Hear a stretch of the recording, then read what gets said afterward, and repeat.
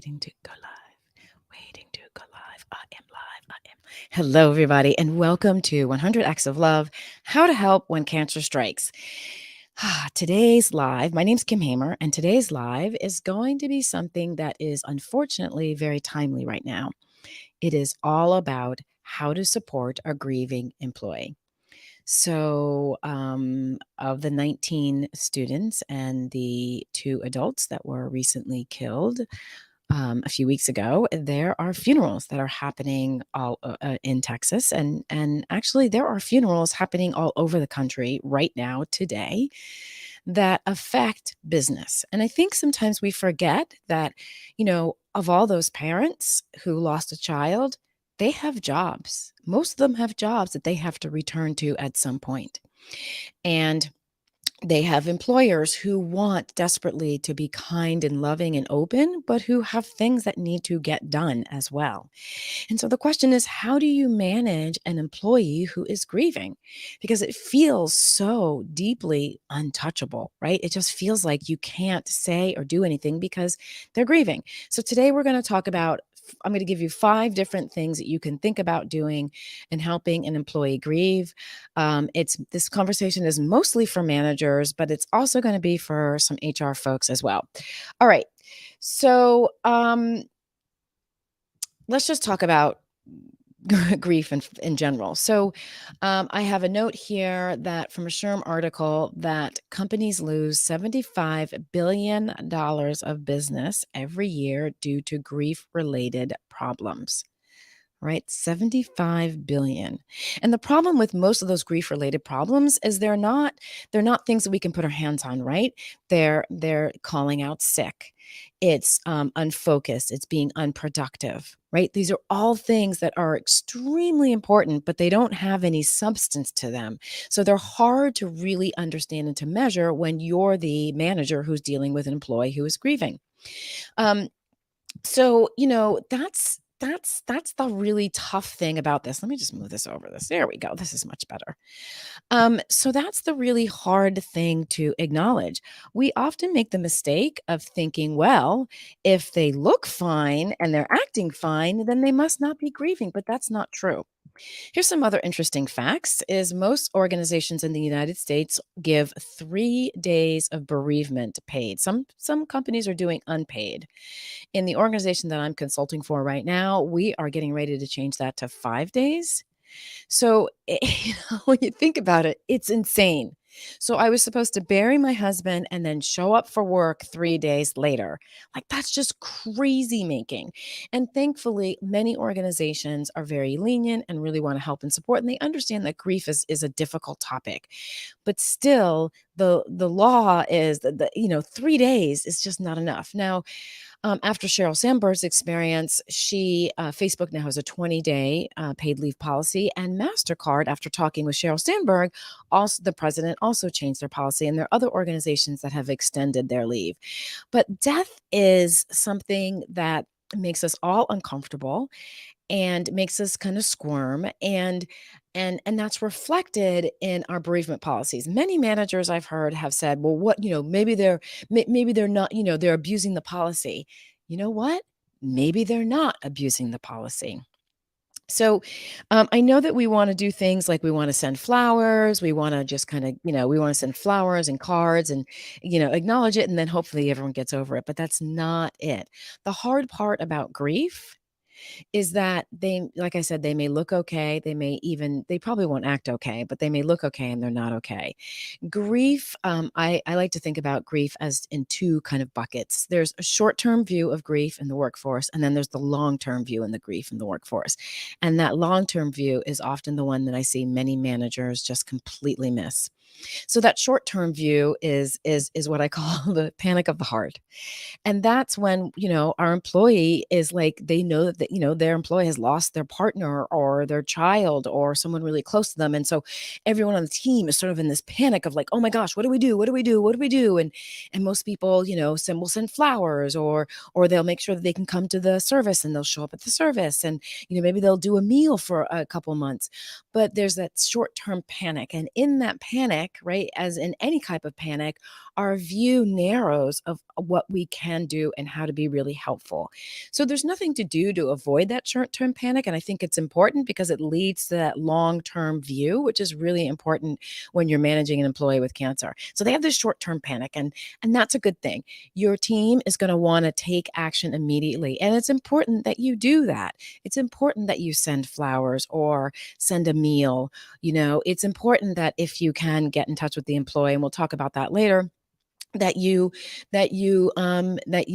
show up at that funeral. I mean, that's a really important thing for most employees. But past that short-term panic of the heart, what do you do? I think there's things that we forget is grief affects the focus, it affects your mood, it affects productivity. And, it causes economical stress. And it causes economical stress, oftentimes causes economical stress, not just for the employee, but it also can cause economical stress for the organization, depending on the role of the person who's grieving. So just kind of keep all those things in mind. Um, and then I have a list of don'ts I want to kind of go over, because what happens a lot of times when we go in that short term panic is we go into these don'ts. So please, I mean, we go into these things. So please don't assume that they are okay because they look okay. Please don't assume that they need or want time off. There are many people who love the fact that they only get 3 days off and they get to come back to work. Don't forget, work is not just work. Work is a lot of our identity. Work can be foundational, right? Work can be the rock. If I know, when my husband died, I wasn't working, but I know some people who were working, and for them, work was really important because it was this thing that they had to show up and function at every single day. And it allowed them the freedom to grieve. The fear of grieving all day long can be terrifying. So work, just because they're grieving doesn't mean that they're not going to want to work. So just keep that in mind.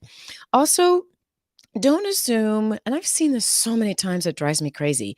Well, my cousins, I have a good relationship with my cousin, and I didn't grieve over them that much when they died, right? We often do this comparison thing, and we think because this is how we would behave in a situation, they should behave the same way. Well, we all know if you think about it, that's not true. If you have a really close relationship with your grandmother and your employee's grandmother dies and your employee seems to be okay and says, hey, I'm happy to come to work, and it's not doing mood swings or doesn't have, focus issues, then it's not that big a loss for them. And losses vary according to relationships. The impact of a loss varies according to the relationship. If you don't have a good relationship with your brother, and your employee's brother dies and they seem out of their mind, with grief, that's because their relationship with their brother is different from yours. So please do not assume, I'm going to sidetrack here for a second. You remember that man who was shot in his car by the police, and he was with his girlfriend and the daughter? And the video footage is of her being extremely calm, like her person has just been shot and is bleeding out in the seat next to her, and she's extremely calm. And I remember hearing this woman talk about how she didn't think that that woman had a good relationship with her partner because she wasn't screaming and crying. And I remember thinking, oh my God, she just doesn't understand the situation, right? There's a policeman there who just shot her partner. And if she doesn't do what the policeman's saying, she can shoot her. She also knows that she's got a kid in the back seat who, if she gets hysterical, that child's going to get hysterical and all hell could break loose. So she just kept herself really, really calm and spoke in a calm voice. And that picture to me is exactly how you need to treat the grief of your employee. You have no idea what's going on through their head. You have no idea what the circumstances are. And so if they are grieving like crazy, that's it. There's no questioning it. If they are not grieving like crazy, that's it. There's no questioning it. We often think we're going to have how we behave in certain situations is like 97% of the time, not how we behave when we get in those situations. So I just wanted to really really kind of stress that point, that when you are dealing with an employee who's grieving, you cannot compare your grief or how you would behave in a situation to what they are doing. The grief experience is highly, highly unique. Um, Okay, so let's let's go into a little bit about what to do when you're dealing with a grieving employee. And before we go there, I just want to mention one of the biggest stressors for an employee who's grieving is the expectation that they come back to work and that they perform at the level at that they which of which they left work, right? So if it's a sudden loss, they left, they were working fine, all of a sudden their partner dies in a car accident. They're like, what the hell just happened? And then they think that you expect them to show up at work in 5 days or 3 days at the working at the same capacity that they were when right before the accident. So they have this internal pressure that's going on, and it's really important as you as a manager that you see this and that you acknowledge this because they're telling themselves all sorts of stories about work, and it'd be really great and helpful, and you'd get a gold star as a manager if you check in with them and make sure the story is the true story about work. So, but before you can even do that, I say this to all my clients all the time. You have to acknowledge how you feel. And I know I've said this before, but when you've had a bad day at work and you come home and your partner asks how your day was and you go, it was fine. And then you're sitting down, you're watching TV and your partner decides to change a channel and you're like, "Hey, why did you do that?" Like, "Hey, I was watching that." Like, and you feel yourself getting more upset than you should given the circumstances. That's because you haven't dealt with the feelings that you had about a certain situation. Your feelings don't get buried, they eke out of you. They leak out of you. That's what I should say. They leak out of you. So, in the case of an employee who has lost their partner or child or someone close to them or their mother or father or a sibling, your emotions about grief are going to leak out of you onto them. Doesn't that feel yucky? I mean, just that image is kind of yucky, right? So the best thing you can do is deal with your own feelings. Let's talk about death. We just talked about it a little bit. It's uncomfortable. We're all running around here acting like we're not going to die, and we are all going to die. We pretend it's not out there. We for our own sanity, right? We think about, oh, I could leave and go do something today, and this could be my last live ever because I get hit by a car or I'm in the wrong place and I get shot or whatever, right? I could die of a heart attack. These things can happen to us. And oftentimes the way we deal with that is we don't deal with it. But when an employee is dealing with grief, it's sad and it's hard and it's okay to be upset, to feel your own fear about your own death and your own mortality. That's okay. And it's also okay to feel sad for the employee, to think about, oh my gosh, this must be so hard for them. And I can't imagine what it's like to wake up not knowing you're going to see someone that you care about ever again in that form. Right? So it's okay for you to grieve for what they have lost. And I highly recommend that you do it, and you're probably going to have to do it more than once. But to get those feelings out, that's really important because when you get those out of your system, it's like a flush. Then you're able to function and to come up with really creative and wonderful ways to be supportive to them and also to just be supportive to them emotionally. So that really is my very first tip. It's honestly, it's the first tip for a lot of things that I do because I've seen it in my own life. If I can't get rid of those feelings, if I can't honor those feelings, if I don't talk about those feelings, they come back to haunt me 100% of the time. All right. So you have this grieving employee. You're not really sure what and how to do. I think the first thing you need to do is make sure that you acknowledge the loss. Make sure you and your team acknowledge the loss. And there's all sorts of ways that you do that, of course, with cards and flowers. But I want you to remember this: do not say, if you need anything, let me know. If you don't know why that is the worst thing to say, then please check out my LinkedIn profile and go to the very first video that is featured on there. It is all about what not to say and what to say instead. So just don't say it. It is, I know we've all said it. We all think it's really helpful, but it is truly the least helpful thing to say. So acknowledge the loss by not saying that. Um, and you can acknowledge for yourself and your team without that person there how this loss is uncomfortable because we don't know how to deal with the person who's dealing with this loss. Acknowledge that it's going to feel uncomfortable. Acknowledge the sense of chaoticness that it brings up in people, and acknowledge that that feeling of chaotic is going to be going on for a while. Because grief is you have to take a long-term view to grief. It's a long game. It's not a one and done. They're not gonna be done at the end of 30 days. They're not gonna be done at the end of 60 days. They're not gonna be done at the end of 6 months. They're definitely not gonna be done at the end of a year. Grief is a long-term gain, a long-term partner, I guess. It is a psychologically demanding long-term partner. So when you keep that in mind, then you can kind of start to think about, okay, long-term, what are we as an organization going to do? And that's why that acknowledging the grief is so important, because it starts that process. So that's number one. Number two is, I kind of believe I kind of have to say this, but I do have to say this. Do not call the employee and ask them all kinds of questions. What you can do, you can make one call to the employee, only one, but that is only if a team member hasn't been in contact with the employee, or if a team member doesn't know someone else to be in contact with. Y'all, if you had called me after my husband died, I wouldn't have known what to say or what to do. And if you kept calling me, I would look, when you're in grief, you are out of your mind. That's the only way to describe it. You are out of your mind. It is like the worst drug ever. You're foggy, you're unfocused, you cry for no damn reason, or it feels like for no darn reason. You people have to repeat things to you over and over and over again. It's like momentary Alzheimer's, I swear.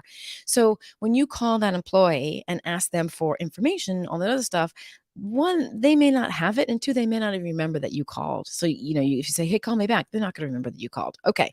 So what to do instead? If you need to call that employee and say, this is so and so from work. Please give me the name and phone number of someone who I can contact. We'd like to be in contact with you during this time. And do not hang up that phone until they send you the name and phone number of somebody. And that somebody is the person that you and your team are going to be in touch with. Right. So that's who you're going to call and talk to when you're trying to make arrangements of some type of support that you're going to offer.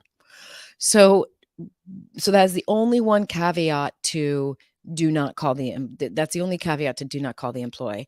Y'all, whatever report, I'm sorry, I'm gonna be really firm here. Whatever report you have that's due, whatever project they are doing, you do not need to talk to the employee about that right now.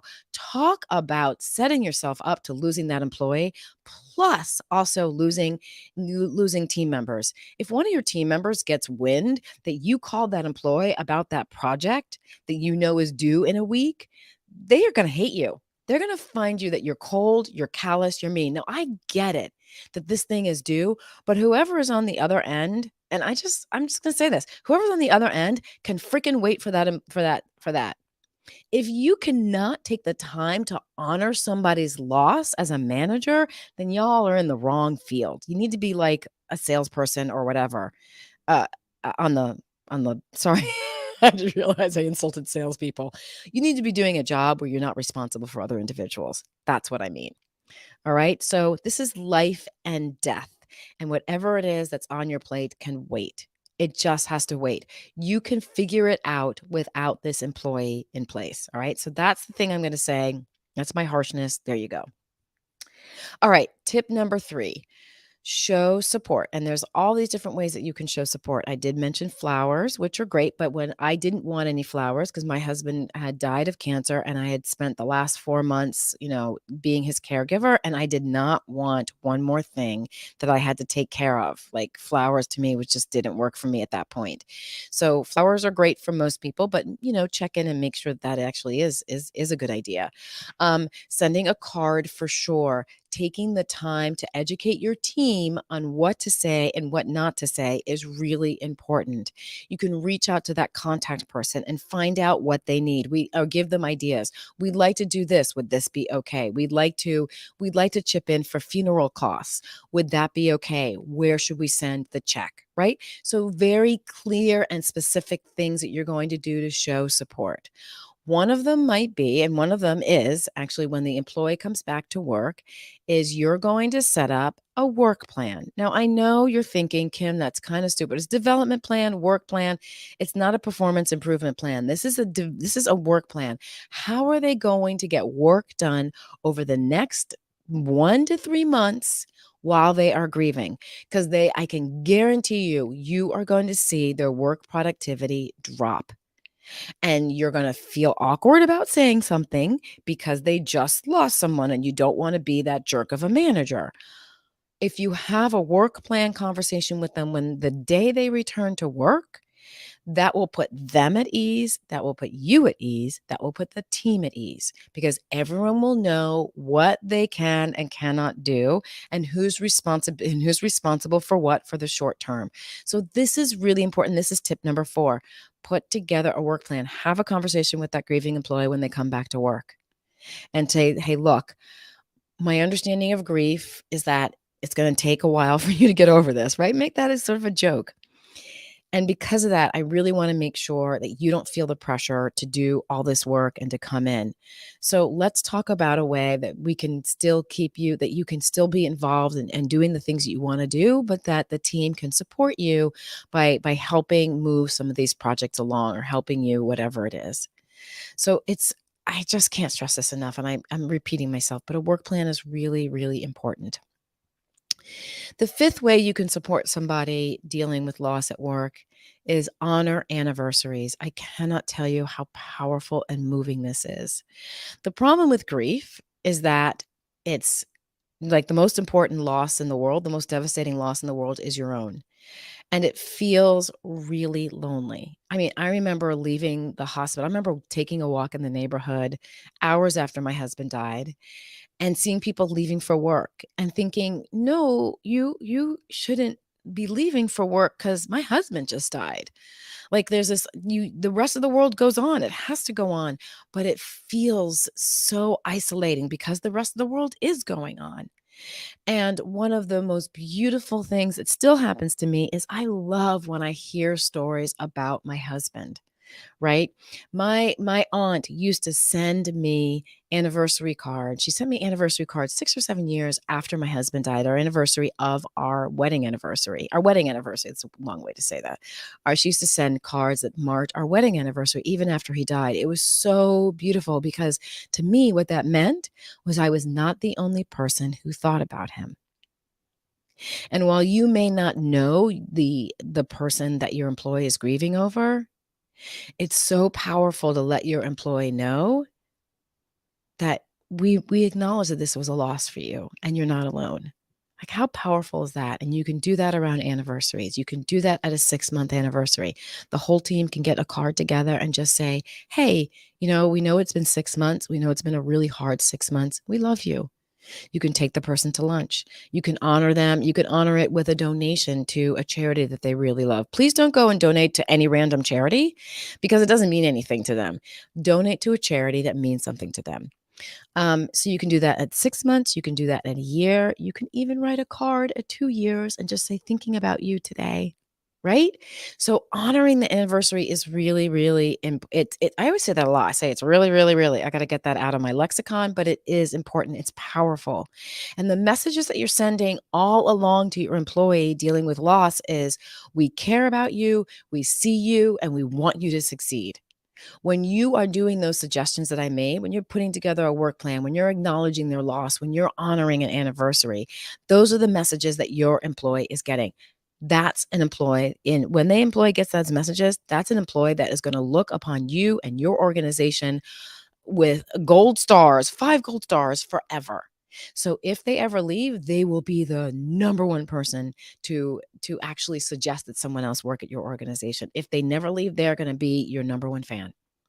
So it's really important that you and y'all, and not talking about like doing this fandom, like we need to make fans so we can be like a popular company. You want a number one fan because it increases your productivity, because it increases the output, because it makes your company really valuable. Okay, so what can HR leaders and managers do in sort of looking at their whole bereavement process, because if you haven't dealt with death at work, it's just a matter of time. And why would you wanna wait until something goes wrong, till someone dies at work to suddenly go, "Hey, we need to look at these policies?" There's no time like the present to look at these policies, because honestly, y'all, with the way this country is going and gun violence, someone at your job is going to be affected by death, and it might happen tomorrow, and you just don't know. So, just yeah. Okay, I'm off my soapbox right now, I think. I'm not sure. Maybe I'm done, maybe not. Any rate, it's really important that you spend some time right now to review your bereavement policy. Why not extend it? If you have unpaid, why not make it paid? If you can extend it from 3 to 5 days or to 10 days, go ahead and do that, right? Now, I've seen lots of policies where they say, you can get 10 days if it's your mother, father, sibling, child, parent, you get 5 days at your grandmother, uncle, whatever. I get why they do that, because it's all about relationships, but with the mixed families that we have today, your aunt, your employee could be living with their aunt and uncle. So an aunt dying is just like a mother dying. So be careful with categorizing which family members get how much time. Another thing you can do is you can offer flexible schedules. We talked about this. We can, reduce time, extended bereavement time. So maybe you only have 3 on the books, but you say, hey, as an organization, we'd like to extend an additional week or 2 weeks to you. You can do all those things. Again, is make sure that if you do it for one employee, you're going to be doing it for all employees. Um, and, this flexible schedule, that's really between the employee and the manager, but it's a really helpful tool. It's really helpful to know that it really helps employees to know that they have that option if something, horrible happens to them. Financial support. This is so huge. I cannot even tell you. Oftentimes, we all assume everyone's got life insurance, and they don't always have life insurance. And so all of a sudden they're going from a 2-income household to a 1-income household, and there's mortgages, and there's a 2-income lifestyle that all of a sudden has been reduced to 1-income lifestyle. And it takes time to adjust to that 1-income lifestyle. So any financial support you can offer is always fantastic. And financial support can be letting people donate their time off so that this person can take additional time off so that they can take care of some of the things that they need to take care of. So that's tip number 4. So let employees donate time off. What often happens is, it's really sweet, is the employee who is bereaved actually ends up with more time off than they could possibly ever use in a year, because their team members are so generous, and it's such an easy thing to do. It's an easy way to say, I love you. It's an easy act of love to commit. And then the last thing is, take a look at your employee assistance fund. If you don't have an employee assistance fund, maybe think about putting one into place. For those of you who don't know what an employee assistance fund is, it is exactly what it sounds. It's a fund that's usually set up by the organization. So maybe a CEO will say, hey, we want to set up this fund, and I'm going to donate $10,000 of company money into this fund. And then employees have the option to donate money into the fund. And they can do it in these like small increments. They can, just put in 50 cents per paycheck into the fund. Or some employees will want to do $3 or $4 per paycheck into the fund. Some employees will do $100 per paycheck into the fund. And the idea of the fund is that employees can apply to have money to use for themselves. So for instance, so funeral caskets cost between 2,000 to 10,000 to 50, I mean, 2,000 to $10,000 on average. That was some statistic I looked up. And in that was just the cost. I had wanted to bury my husband. I live in LA. I'd wanted to bury him here in LA, and we had him cremated, so we didn't have a casket, but just to bury him in LA was $4,000. The box in the ground was $4,000. I chose not to do that. My in-laws wanted to bury him in Maine, where he's from, and so they did, but they had a family plot, but that plot cost money, and then they had to get a headstone. That headstone cost money. So funerals are really expensive. Headstones are really expensive. So anything you can do to support them in that, and that might be something that the Employee Assistance Fund might be willing to support. Now, there's a lot of details that you have to go through in these Employee Assistance Fund. There has to be a way to apply. There has to be a committee. that will allow it to happen. It's best if it's blind. So, there's parameters for it. So it's not just, hey, we're going to set up an employee assistance fund and woo, now we have money. So does take some time to set it up, but it's an incredible thing to do. And what makes it so sweet is that other employees give into this fund to help other employees. We all go through crisis at some point in our lives, and it's really nice to know that the organization that you're working for has a fund where you can use that fund to help with that crisis. So that wraps up my talk today. I hope it was helpful. I think the main thing is deal with your feelings around grief and loss, and deal with the feelings you have around your employees' grief and loss. Make sure that you acknowledge the loss somehow, some way, but never say, if you need anything, let me know.